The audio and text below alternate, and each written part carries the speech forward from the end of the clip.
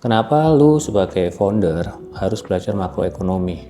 Mungkin banyak orang yang nggak terlalu peduli dengan hal ini ya, karena ya udahlah itu bukan kerjaan kita gitu. Ya udahlah itu bukan ranahku dan itu kerjaannya ekonom lah. Salah, itu sangat salah. Kenapa kita harus peduli dengan makro? Karena kalau kita nggak tahu ya kondisi cuaca di dalam lautan ini gitu kan, kita nggak ngerti gitu kita harus ngapain. Ini lagi badai kah, ini lagi laut tenang kah, masa kita dengan ada upcoming badai gitu kan, masa kita nggak persiapan apa-apa.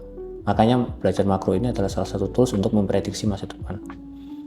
Walaupun kita kalau ngomongin prediksi kan belum tentu 100% berhasil gitu kan, ini kan ngomongin probabilitas saja. Karena kalau kita udah siap, kita bisa lebih menavigasikan dengan lebih bagus lagi. Contoh nih, misal kayak era-era kemarin nih gitu kan, pergantian presiden. Kita ngelihat nih, beliau ini arahnya seperti apa, Pak Prabowo ini seperti apa gitu kan. Kita bisa ngelihat dari bukunya Paradox Indonesia, beliau sangat penganut Sumitronomics gitu kan. Nah, that's why dengan seperti itu kita kan akhirnya ngerti nih, oh ini arahnya akan ada yang namanya efisiensi. Kalau lu agensi mengandalkan proyek-proyek pemerintah, tentunya dengan adanya efisiensi ini lu harus mulai menavigating tuh harusnya ngapain gitu kan. Oh berarti kita udah nggak bisa ngandelin lagi nih, misal lu lihat nih revenue share lu kebanyakan dari proyek pemerintah, wah ya itu lu nggak bisa ngandelin itu lagi gitu kan. Daya beli menurun nih, wah ini berarti kita tuh mulai bersiasat nih gimana kita mengefisiensikan biaya operasional, gimana kita bisa bikin menu yang sekiranya pasti akan dibeli. Hal-hal seperti ini kita itu bisa tahu nih dari tanda-tanda alam, yaitu makroekonomi. Contoh lagi nih, kita melihat nih akhir tahun nih kok banyak banget ya, kok CPM kita tiba-tiba spike gitu kan. Oh berarti ini lagi banyak orang yang ngebid, banyak orang yang iklan gitu kan. Memang musimnya ngabisin budget, ngabisin anggaran ya, kita akan agak susah compete di bulan-bulan ini. Nah seperti itu kan sebenarnya kondisi makro ya, kita harus mengetahui, kita harus aware dengan hal ini.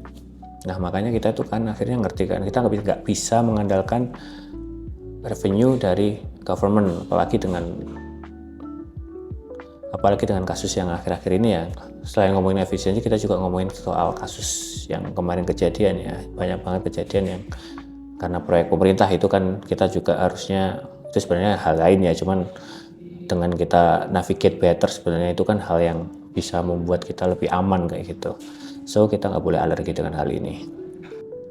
Jadi kita harus mempelajari nih key metriknya gitu, BI rate, inflasi, semua itu kita harus tahu sehingga kita bisa navigate better. So jangan pernah alergi dengan hal-hal seperti ini, karena dengan kita mengetahui ini semua, kita bisa lebih bagus. Lo nggak akan buang-buang duit ke instansi-instansi yang sekiranya nggak penting kayak gitu. Jadi lo bisa lebih memilih gitu kan, budget ads lu atau budget networking lu bisa lu arahin kemana kayak gitu kan. Jadi simpelnya sih seperti itu, kenapa founder, business owner harus belajar sedikit mengenai makro. Karena lebih enak kita itu tahu kita mau dipukul daripada kita dipukul tiba-tiba. Batman bisa melalui segala guncangan ya, karena dia selalu prepare. There is nothing that preparation can't get you out of. No matter the odds, you must be ready. Preparation is the key to survival. Batman bisa mengalahkan Superman dengan preparation, dengan persiapan. Begitu juga dengan para pebisnis, kita harus siap sehingga kita harus terus siap dan mempersiapkan diri. Karena tanpa persiapan sama aja mempersiapkan diri dengan kegagalan. Mungkin itu sedikit mengenai diriku sebagai founder yang suka ngulik ekonomi.